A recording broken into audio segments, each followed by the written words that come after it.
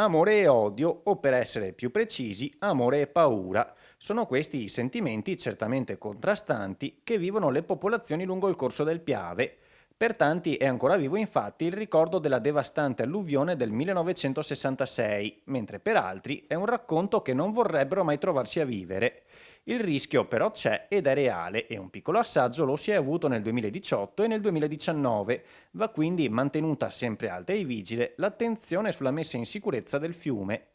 Proprio a questo scopo, ieri sera il Centro Culturale Da Vinci di San Donà di Piave ha ospitato un convegno dal titolo 1966 Il Piave uscì dagli argini, come prevenire il rischio alluvioni. Un evento partecipato da molti amministratori locali dell'area veneziana e trevigiana che hanno ascoltato gli interventi dei tecnici dell'autorità di bacino distrettuale Alpi Orientali e dell'assessore regionale di riferimento Giampaolo Bottacin. Una serata di conoscenza e di presa di coscienza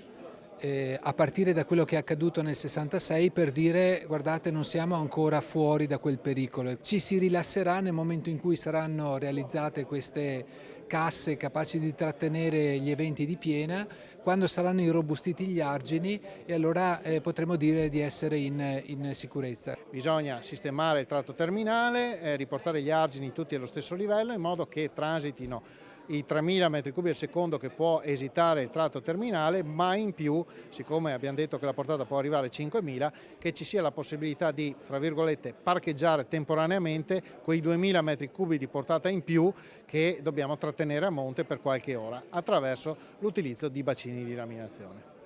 Una spesa importante per queste opere, 43 milioni di euro, ci sono delle tempistiche o ancora no?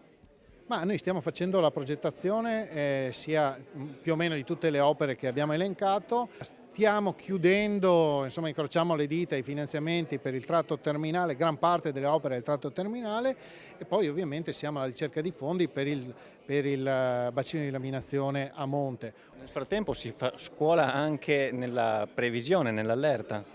Sì, assolutamente sì, siamo l'unica regione in Europa che si è dotata di uno strumento che in base alle previsioni meteo riesce a individuare con una settantina di ore di anticipo i livelli dei corsi d'acqua principali del Veneto, in modo tale da capire con largo anticipo se il corso d'acqua rischia l'esondazione e dove rischia l'esondazione, in modo tale che qualora si presentasse questa evenienza ci sia il tempo per la protezione civile, i sindaci e i vigili del fuoco a eventualmente procedere con l'evacuazione. Siamo l'unica regione in Europa ad aver messo a punto questo strumento grazie alla collaborazione che abbiamo da anni con l'Università di Padova.